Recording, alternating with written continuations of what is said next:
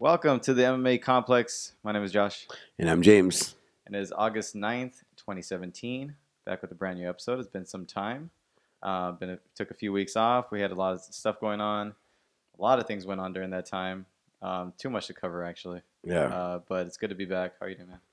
Good. It's a really hot day. I think August is the hottest month of the year, so I just can't wait till we get to the fall. But you have a big trip planned out, man. Yeah.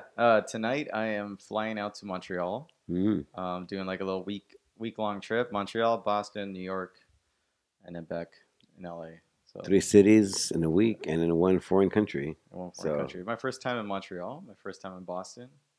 It'll be my second time in New York, and I'm looking forward to it. Tonight I'm catching a late flight. Like tonight, I hate flying though.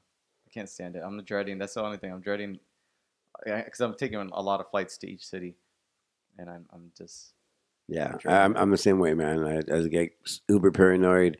I think that some guy's gonna hijack the plane and then we're gonna crash and I'm gonna die. So yeah. It's just not being in control. Yeah, and then I mean, I don't want to put this stuff in your head because you're gonna fly out tonight. But no, it's okay. I think about it. Just before you go online, just pop a bunch of edibles and then try to pass out. Or something. You know, last time I did, and did it make you more paranoid? No, it made me more paranoid. Okay, don't do it then. Maybe some sleeping pills. Maybe, yeah. You know, I might do that. Last time I think I took some edibles. It was a short flight, and it was still like in my system when I was landing. Like it was like really hitting me hard, and just the landing part, I was freaking out. Oh my god! I was like, oh my god, what's going on? And there was a lot of turbulence on the way down. It just seemed like a lot. Yeah, don't do it then. No. Maybe like buy like a NyQuil, just down it, or half the bottle, some volume or whatever you can get your hands on. Maybe I'll try a different form of it, and then. Or maybe just take some sleeping pills, man. So by the time you're on the plane, you can just knock out. Yeah, that's true. Hopefully, you're not sending anybody a hot check, so you don't have to like, be snoring or anything. But I'm going to Chicago first. I'm doing Chicago. I'm flying to Chicago, taking a connecting flight to Montreal. So. And how long will you be in Chicago for? I think maybe a couple hours. I mean, if that. I think I'm going straight from one flight to the other. That's too bad. You could went to the Goose Island. Yeah. Well, I'm sure they have it there on tap because it's their hometown. So that's true. I can probably hit up one of the bars there. Yeah. Do that. Yeah. So I'm looking forward to it. I mean, it's not. I'm not. My leg's still messed up, so I'm not looking forward to that. I'm trying to figure out how I'm gonna get around. I might even rent a wheelchair and just rolling around. Yeah, just do the whole sympathy angle, and people can probably give you some money, push you around. Yeah. Yeah, because with my leg, it's the leg in the condition it's in right now. It's gonna be tough to like sightsee like a normal. Yeah, that sucks. Yeah, but I mean, I'm looking forward to it. I'm leaving tonight, coming back next week.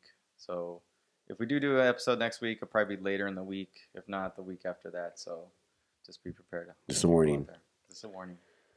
A lot to catch up with on terms of in the fight world. A lot of things went down the last few weeks. You have the McGregor World Tour. You have Jones Cormier 214. All that, we'll touch on that. This weekend, the UFC ended their run of events in Mexico City. Sergio Pettis getting the victory. You had a bunch of fighters also on the card that, it was kind of a do or die. I wouldn't say do or die situation, but I know like Alexa Grasso needed a win. She picked that up. Rashad Evans needed a win. He failed in that attempt. 4th straight loss for Rashad Evans. This card was getting a lot of flack for not getting, not being good enough and not getting enough publicity coming off of the 214 card. I thought it was a fun card. I watched it and I thought it was great. Card, right? And you know what? I've been recording these fight nights. Yeah. And when you record them and you fast forward through all the BS, they're so much easier to watch. Yeah. I got to the whole card like in less than an hour just by fast forwarding the commercials, the announcers, and all that stuff. Yeah. It's so easy. You realize how much time it's taken. Yeah, it's so easy to watch. Yep. But yeah, I thought it was fun. I enjoyed it. It was a good card. It was a card that people were saying that was just going to be a snooze fest, that nobody was going to pay attention to it, but it delivered in a lot of ways. A lot of first round knockouts. Yeah. A lot of unexpected losses, like Alan Jouban getting stopped in the first round. Mm-hmm. I mean, we know he likes to stand and bang a lot, but I mean, he got rocked, and it was not a pretty ending to his fight. Sam Alvey defeating Rashad Evans split decision. What did you think about that, and where Rashad's headed now? Um, I always feel weird talking about, what I think a fighter should go after, their tail end of the career. And we're seeing Rashad's tail end of his career. He's almost a shell of himself, and it's kind of sad because this is a guy that was a former champion, and for the longest time, he was number two. He only had 2 losses on the record for the longest time, and now you see him kind of struggle. He's not getting knocked out like BJ Penn. Like he's not getting like badly beat up in fights. He's losing fights via decision, or So it's I'm thankful that he's not getting hurt in these fights. He's just losing because he's not fast enough. He's not more athletic enough. He's not pulling the trigger. So I think he can still go on if need be. He has other options like Bellator, and I'm sure Bellator is someone that he can go to and fight competition that's winnable than guys in the UFC. Or he can just stick with the Fox desk job and just do that. People know who he is. He's good at what he does at Fox, and I think he should just stay there. But in terms of do I think he should retire, I just feel kind of weird about that. Yeah. He's not losing crazy like BJ Penn is. So I think he can still fight if he wants to. But I think if he does fight, I think Bellator would be a better option. I think personally, I think he should probably hang it up. I mean, he's already at the late 30s, right? Yeah. Dropped 4 in a row. Sam Alvey's pretty much like I don't even know if you call him a gatekeeper for the division. Would you call him a gatekeeper if you can't beat Sam Alvey? Not really. He's kind of at the bottom of the barrel of the top. Yeah, I mean, if you can't beat him, I mean, I see him more. I see him like if a top 15 guy wants to make a name in of himself, you fight Rashad Evans, get a good win to get a recognition and maybe climb up the rankings. Yeah, to get your confidence back. Yeah, he's a stepping stone, and it's sad. I thought if he wants to fight, go to Bellator. I think there's one more fights in Bellator. Yeah, I think that the analyst desk job is there. I think if he goes to Bellator, he might lose that. So I don't see him going to Bellator. Yeah. I just thought about I just think that's too much. He'll lose his UFC career. Who knows what his Bellator career would be like? And then you got his too much risk. Yeah, too much risk, and his desk job will probably just go away. So I think he should just hang it up, go back to being just an analyst full time, make your money that way. It's not a bad gig, and you're still involved in the fight world, even though you're not competing. You're former champion. Yeah, I'm losing. I'm sure you can still train and help up and coming fighters and compete. And start your own gym, get your own set of fighters, maybe do that. Yeah, there's definitely options for him, which is good. He's a shell of himself, and he's not. If he can't win that fight, I mean. That's true. And he's got kids. His kids are still young. Yeah. He's got and he's still fairly young. Why put your body through a training camp and risk getting knocked out or risk brain injury? Yeah. There's too many cons and there are pros. Yes. So I think I would think he should make an announcement soon. I mean, is the UFC really going to give him another fight and then he loses 5 in a row? I don't see them. I mean, I don't know who they match him up against. You can't. I mean, he pretty much fought the bottom of the barrel. No disrespect to bottom of the barrel of the top 15 in the division. Yeah, top 15, top 20 in the division. Yeah. So I mean, I don't know how the UFC can even match him up with anybody. Mm-hmm. I should just sit down and talk to him and try to convince him just to stick with this Fox job. I think so too. And then you had the fight with Alexa Grasso, Brandon Marcos. Pretty good fight overall. I think it was a highly contested fight. It was a split decision. Oh, exciting back and forth action. Back and forth, right? Yeah, it was so exciting to watch. Both girls brought it, man. They're banging it out. They both put themselves in vulnerable positions. I mean, leaving their chin out there. And I'm surprised no one got knocked out. Yeah. There was scrambles on the ground. It was really exciting. It was a good fight. And Alexa Grasso needed that win. I think the UFC and the Mexican market needed that win. Yeah.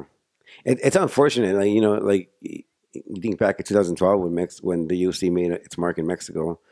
And Mexico was supposed to be the next Brazil, and it's just another country they go to. Basically, yeah. And then it's sad. they don't even bring their A cards. You know what I mean? They'll bring their B cards, and hopefully that they become good enough to hold their own against the A cards. Yeah, and I think that the UFC was kind of banking on Kane, and Kane is very injury prone.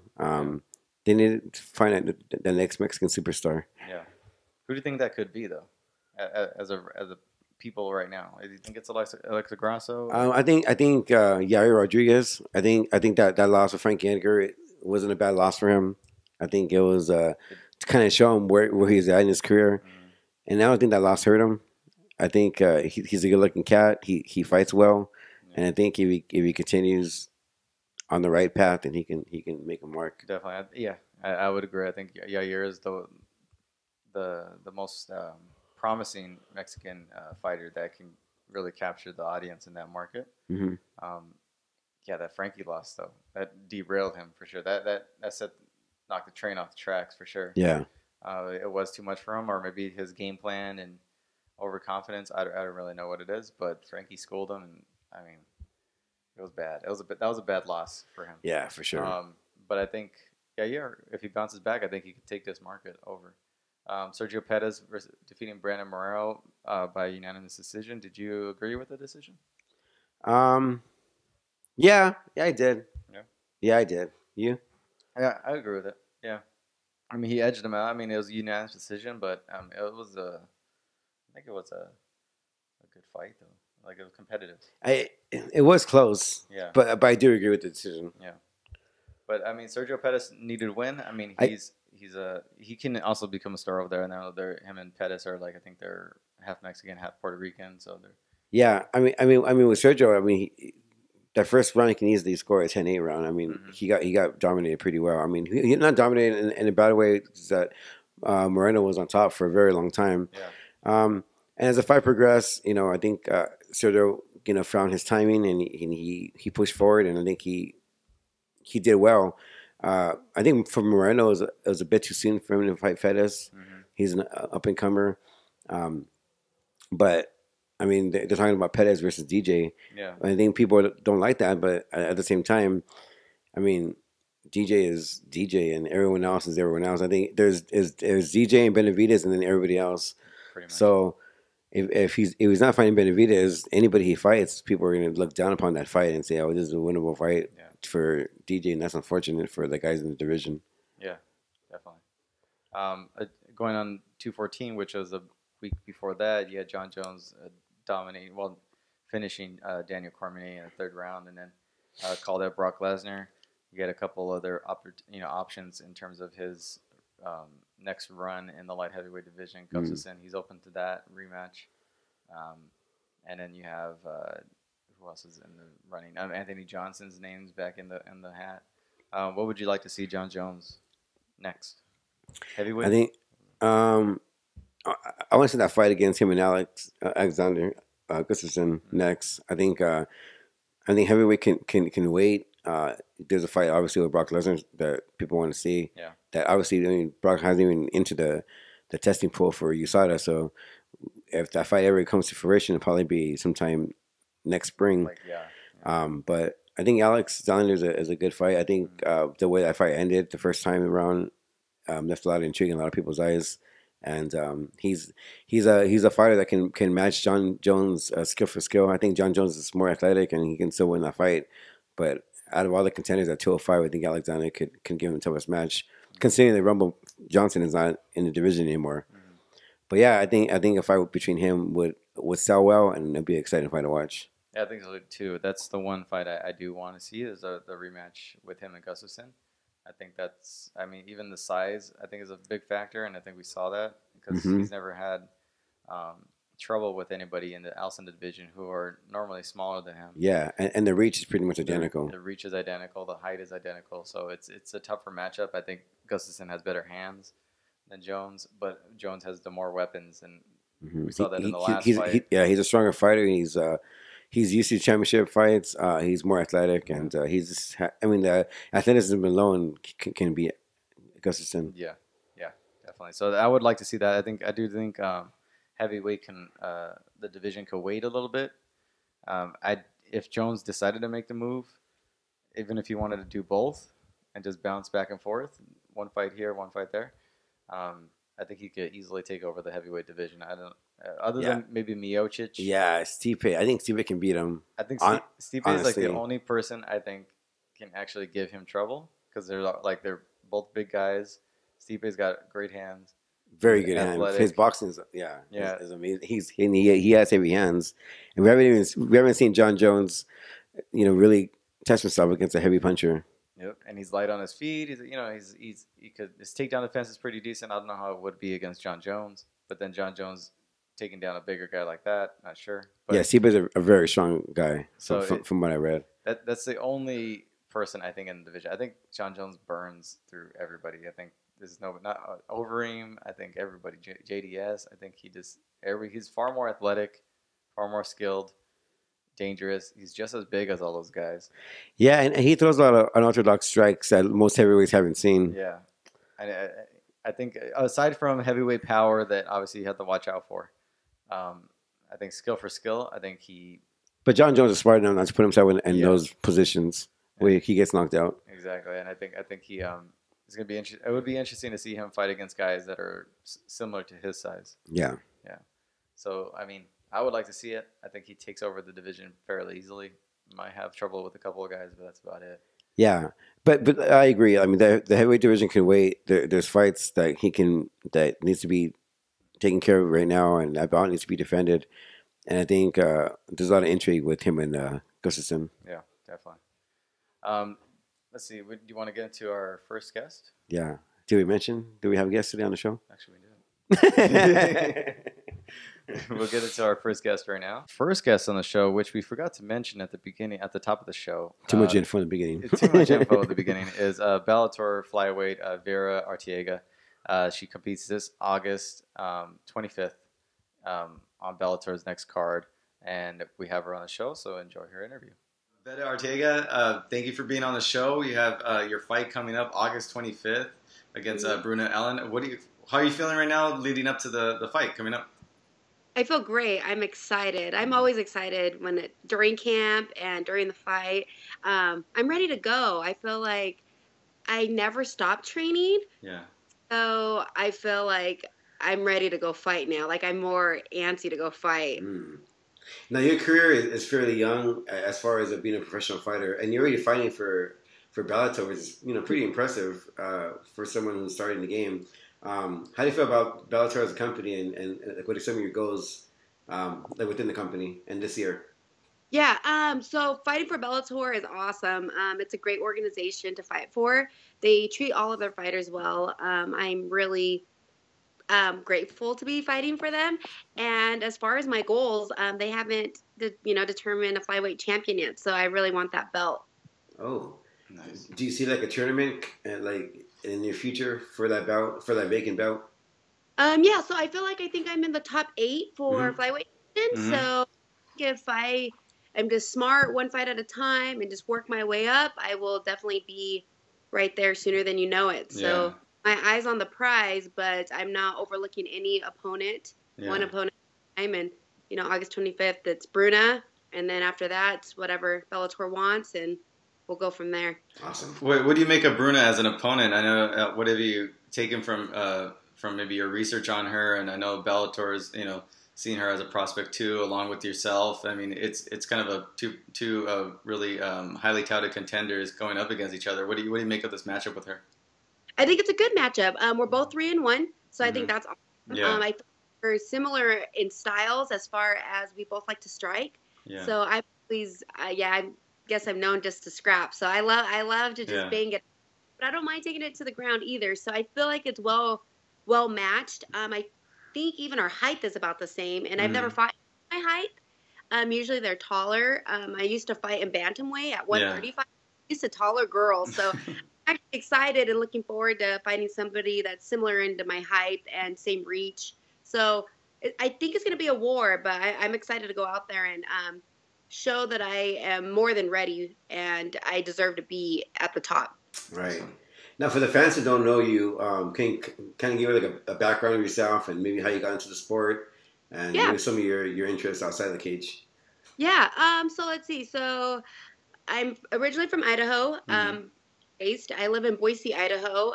It's a great place to visit. If you guys haven't been out here, you guys have to definitely check it out. It's awesome. And I got started because my brother Veta Arteaga fights for an organization called Combate. Okay. And, yeah. And so when I first moved up here, I just was attending college. I went to Boise State and CWI, and I just wanted to do something as far as being active. And I would go watch him, and I saw you're getting a workout, but you're also learning self-defense. So I thought that was pretty neat. Yeah. So then I started getting into it more and more. And I did my first JITS tournament, and I loved it. I loved the feeling of it. And then I was like, well, maybe I should learn a little bit of MMA. Then I learned MMA, and then I was like, maybe I'll just have one fight. Yeah. Just one day that I did it.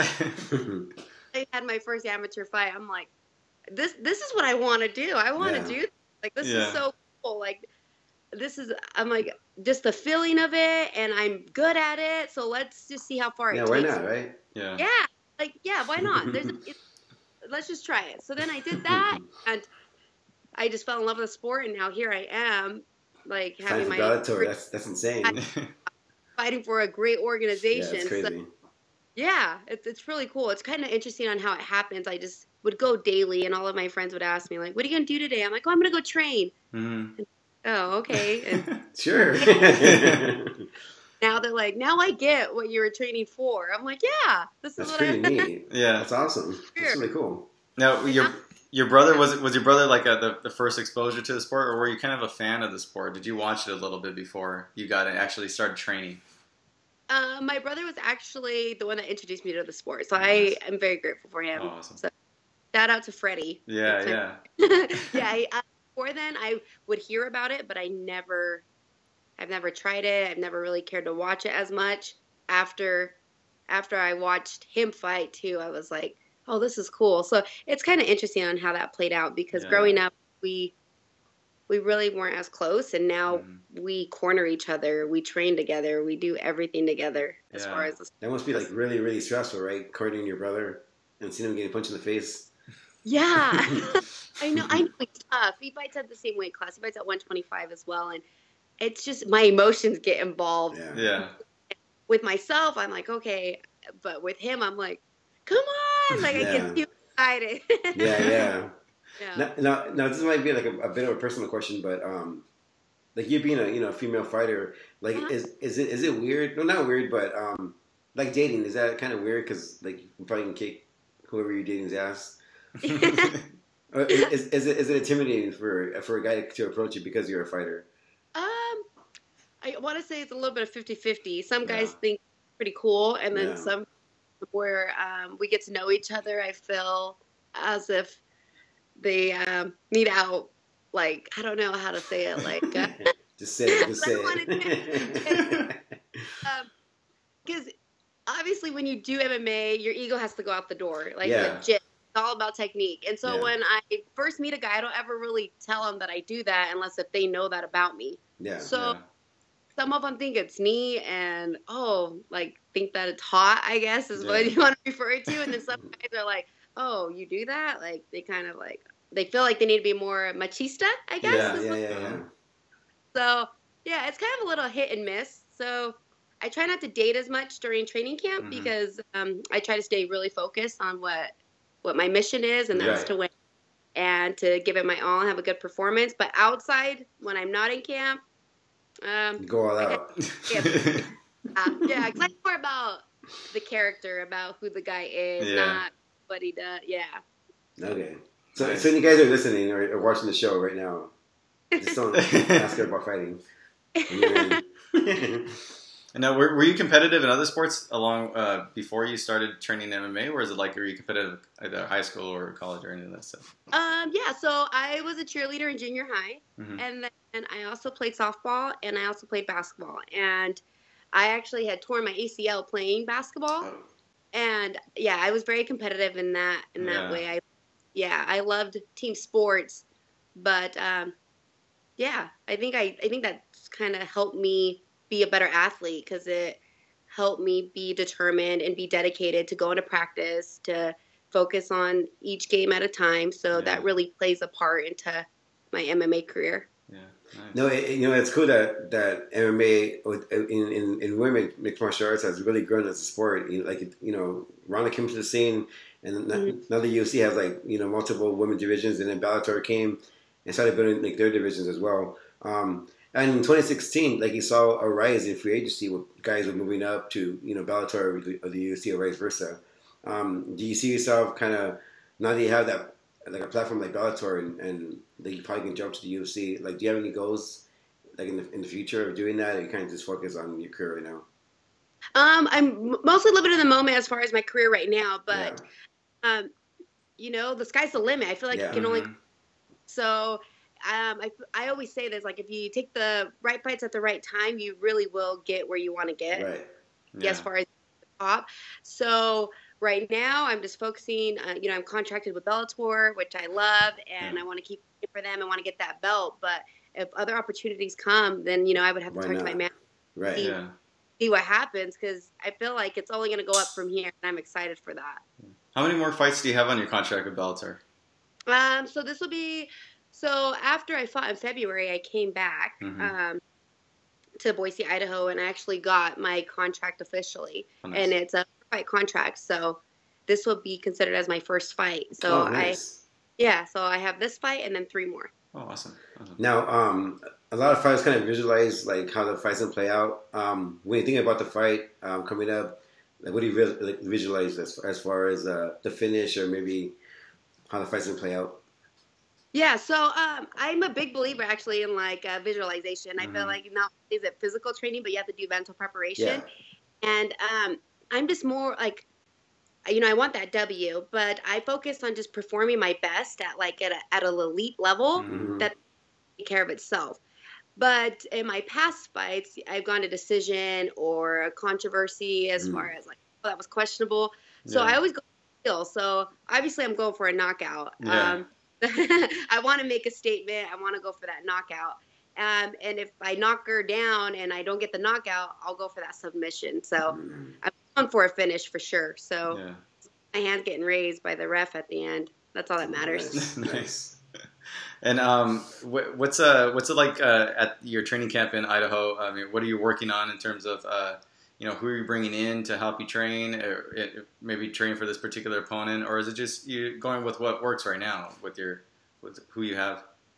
Yeah, so I actually have been working with all of my teammates, but I'm in particular with one of my buddies. His name's Matt Nader, and he's helping me with my wrestling. He used to wrestle at Boise State, and just doing defense and offense, working that, increasing that. And after I fought in February against Brooke Mayo, I added strength and conditioning at Rocket Armor, which I have the shirt. Nice. Oh, yeah. Your hair's in the way. There you go. Oh, awesome. There you go.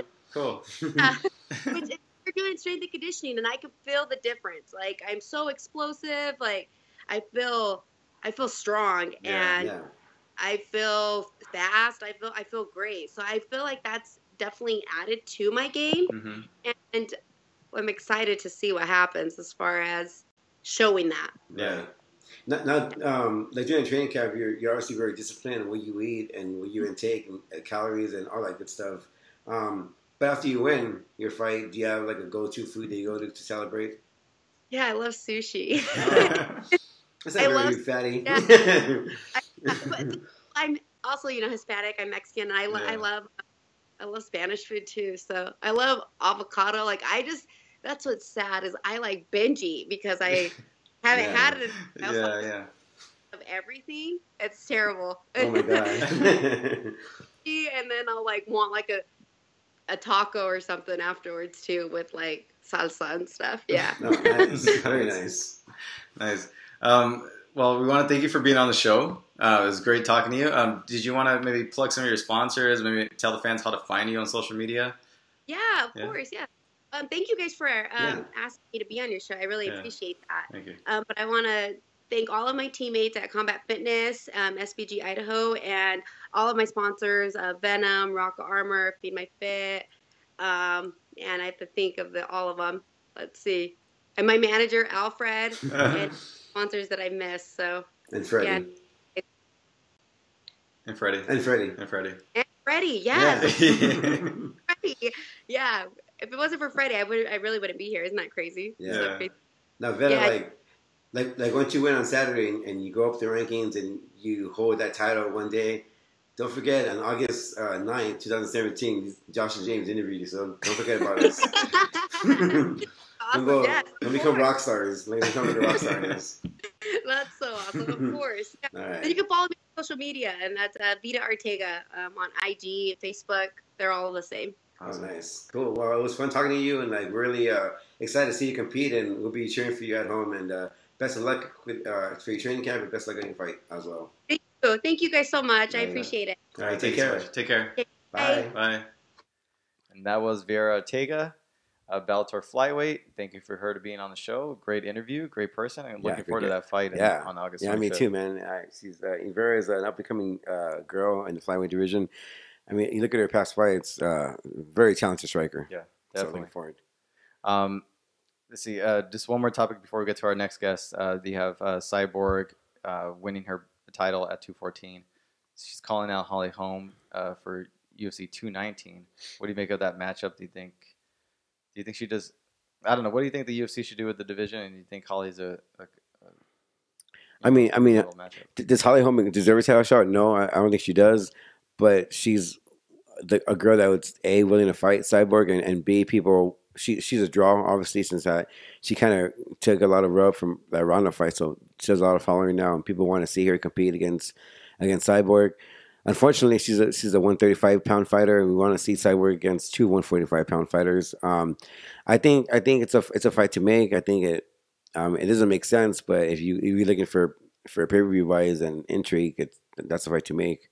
But who knows if that fight even comes to fruition, considering Cyborg said many times that she's not very happy with the UFC and her contract's going to expire pretty soon. So maybe we see her jump to Bellator, and she does. That division's pretty much a waste of time. Exactly. And she's going to run with another champion who won the bout and left. So it's a big question mark to see what's going to happen. Yeah, with that fight and with that division. Yeah, her contract's coming up. That's going to be a big test for the UFC. See if they're willing to give her the money that she deserves or that she's asking for. Promote her well. And how are they? Can they match up against Bellator's offer? Sponsorships. Sponsorships. The money, they probably treat her better over there. Yeah, I mean, and Chris Cyborg has worked with Scott Coker in the past, and no one talked bad about Scott Coker. So yeah. I can see her doing that, getting the title. All right, I'm out. Yeah, I mean, I think she wanted that title fight to use that belt as leverage to get what she wants, and now she has it. Now she has all the leverage, and I mean, the ball's in her court. Is it usually gonna make her happy? Yeah, I see her leaving. I think reading the reports that she's not happy with the UFC. I don't know. There's a good chance she's not gonna be in the UFC. I think there's a good chance. It depends on obviously if you're in the UFC, that legacy. And Coker has talked about with 145-pound division for a very long time. So yeah. Yeah, and I think he will deliver girls for her to fight.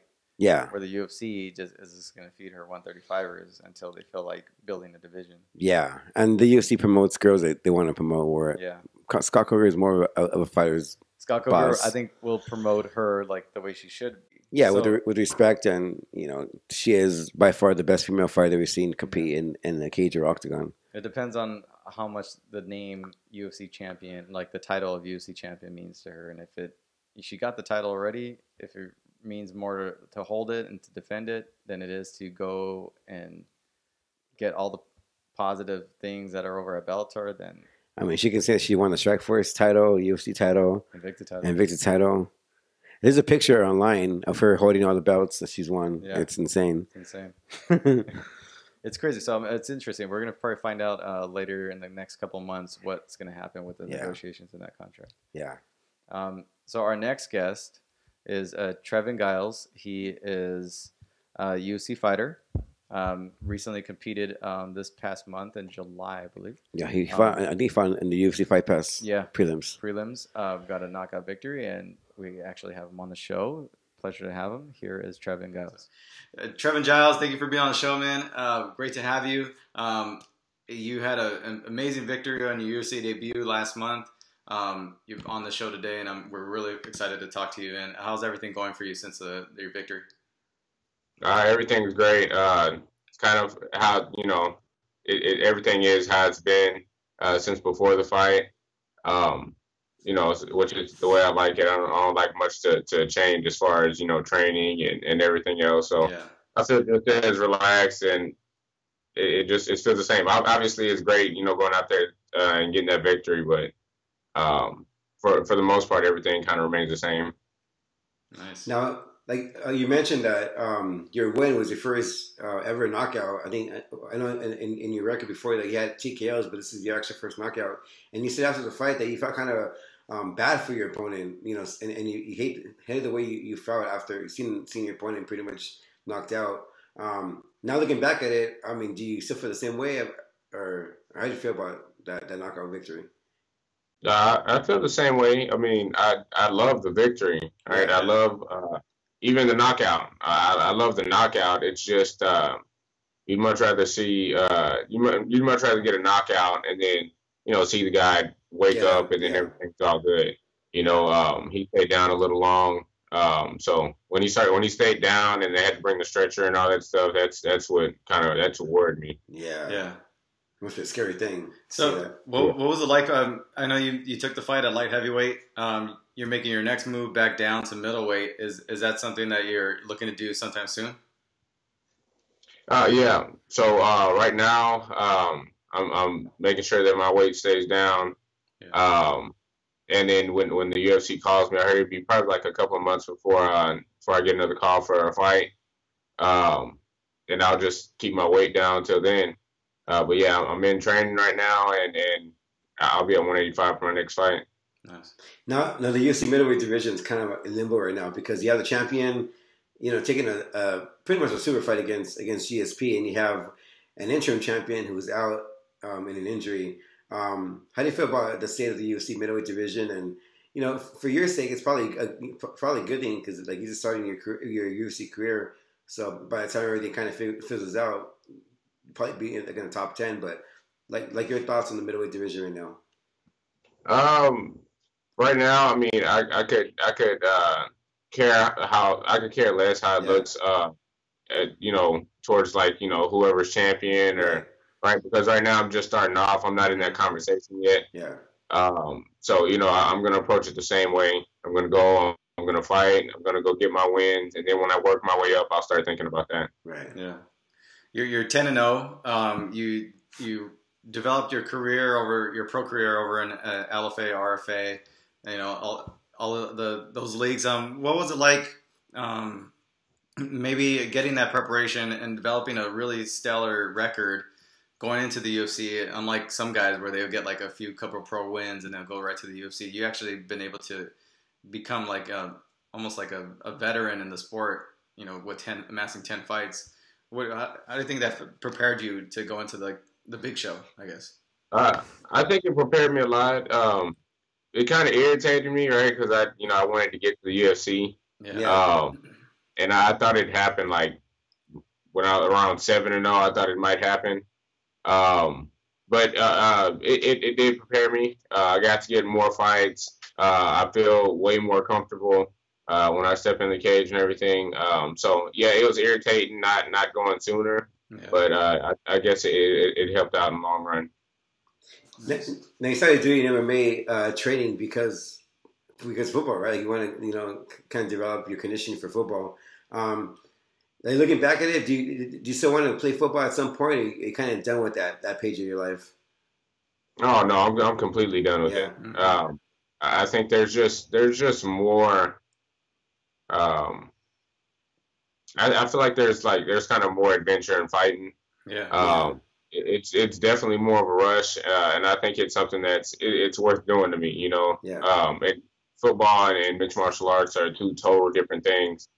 Right now I feel the same way I felt about football in the past is how I feel about martial arts now. So yeah, that's what I'm sticking with. Okay. Nice. When you're doing your training, a lot of the conditioning and training, obviously there's separate things that you're training for. And in terms of conditioning wise, what was something that you noticed that really gravitated you towards MMA that you were like, oh, I like this, you know what I mean? Like compared to the training for both sports. Well, I like the most thing I like is that it's when you're competing, it's one-on-one. Mm-hmm. You know, there's no secret to who's doing what. If you lose, it's your fault. It's all on you. And it completely depends on your work, the work that you do in the gym. Yeah. Whereas if I was playing football or something, if I make a mistake, another guy picks up the slack, right? Or I pick up somebody else's slack, right? So I like all of it kind of to depend on me, right? How well I do in the fight is going to depend on how well I train, you know. Right. So if I work hard, I can get in there and I can break one single guy, right? Instead of having multiple people against you, you only got one guy against you now. Yeah. Right. You know, so all you gotta do is make it past that one guy, and I've been fortunate enough to be able to do that every time. Awesome. And have you been a fan of MMA for a long time? You kind of just got into the sport just because. Actually, when I first started, that's when I got into the sport. Oh, that's really? when I started actually watching it. Yeah, I didn't know much about it. Yeah, I didn't know much about MMA or anything like that. So just because I was doing it, it sparked my interest. So I kind of shifted from watching football and everything like that to now, I'm watching MMA and not watching any football anymore, right? So I stay focused on my sport. And do you find yourself watching UFC fights like when you're at home? Oh yeah, or MMA fights in general. Yeah, all the time. Oh, okay. Oh, sweet. It's kind of crazy. Who are the people that you gravitated towards became a fan of when you were like, oh, like, was it Vanderlei? Was it like, who was it like that, an MMA fighter that you were like, when you first started out that you were like, oh, became a fan of? I would have to say the Diaz brothers. No. Yeah, Nice. they're crazy. Yeah, they are crazy. Yeah. Like we actually bumped into them backstage at a Bellator event, and they're like the way they are on TV is the way they are in real life. Yeah. I thought I was gonna get jumped the whole time. I thought they were gonna beat their ass right then and there. Because I congratulated Nate on his victory over Connor, and he didn't say anything to me. He just said, "Can you hurry up and do this already?" Because they didn't ask for a picture. Yeah, they kind of stare you up and down. They was getting my ass kicked. Yeah, they check you out. It's not crazy. A fun experience. It's not But they're cool. fun. Nick's not that bad though. Actually. Yeah, Nate's the more intimidating.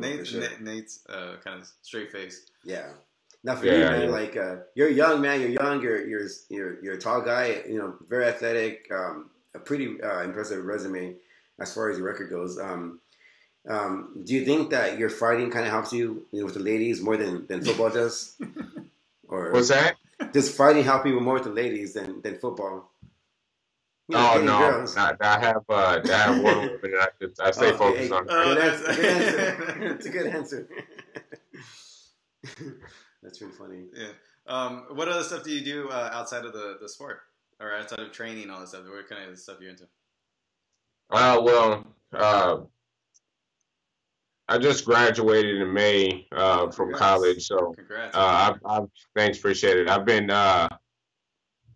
for most of my career, I've been kind of fighting, working, and going to school, right? Trying to milk all that stuff out.